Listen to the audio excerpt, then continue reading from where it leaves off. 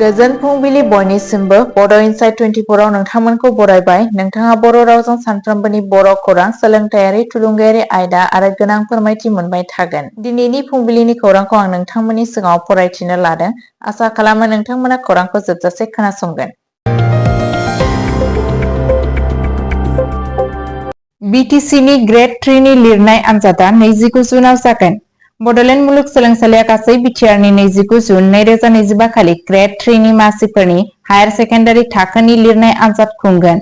बे आनजादखौ 4 नभेम्बर 2024 आरो 4 एप्रिल 2025 नि फोसावनाय बायदियै खुंनाय जागोन। आरज गाबगिरिफोरखौ 21 जुननिफ्राय 28 जुन 2025 मायथाइसिम बड'लेण्ड मुलुगसोलोंसालि एबा CSB नि वेबसाइटनिफ्राय गावसोरनि एडमिट कार्डफोरखौ डाउनलड खालामनो थाखाय थुलुंगा होनाय जादों। नैथि खौराङावनो दङ जोलुर गेलेगिरि दुर्गा बर'आ दिनै 21 जुन 2025 खालि जोलुरनिफ्राय आजिरा लागोन।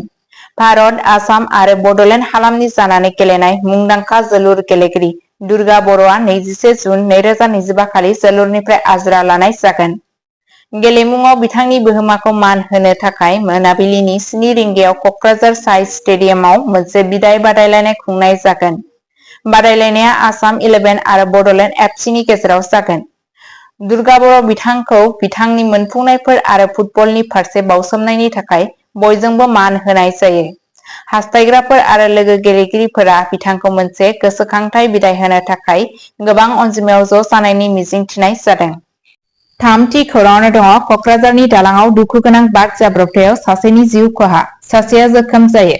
क'क्राझारनि बिसमुरि ओनसोलाव आलांगि बाजार खाथिनि साम'खा दैमानि दालाङाव 20 जुननि फुङाव जानाय मोनसे दुखुनांथाव लामा जाब्रबथायाव सासे सुबुंनि जिउ खहा जायो आरो गुबुन सासेया गोब्राबै जोखोम जायो। नुगिरिफोरनि बादियैब्ला गंसे गोख्रैथि गोनां मटर साइकेला दालांखौ बारनाय समाव कन्ट्रल खोमादोंमोन आरो साम'खा दैमायाव गोग्लैदोंमोन।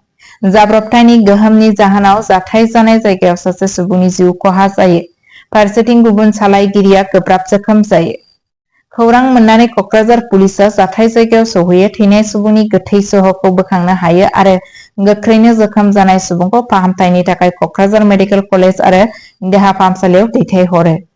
जाब्रबथायाव थैनाय सेंग्राखौ बङाइगाव जिल्लानि पलासगुरि गामिनि सुनिल कुमार रायनि फिसाज्ला टुटुमनि राय 20 बोसोर होनना सिनायथिनाय जादों।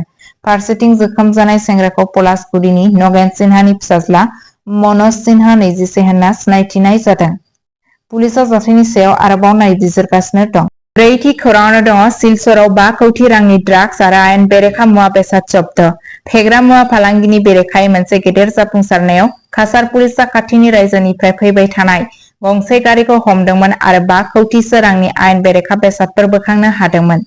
अपारेशननि समाव पुलिसआ जब्द खालामो 3.95 kilogram morphine, 240 cartoon Burmese cigarette, 560 बन्द खालामजानाय क'ड जिल्ला दिहुनथायफोर। बे जाथायजों सोमोन्दो थानाय 3 सुबुंफोरखौबो खानाय जादोंमोन। बे अपारेशनखौ आसाम पुलिसनि ड्राग्सनि बेरेखा फोसावनायनि बाहागो महरै खालामनाय जादोंमोन। बिबानगिरिफोरा बे मख'जाथाव हमनायनि थाखाय काछार पुलिसनि नाजानायखौ बाख्नायदोंमोन। खौरांखौ जोबजासे खोनासंनायनि थाखाय गोजोननाय थाबाय।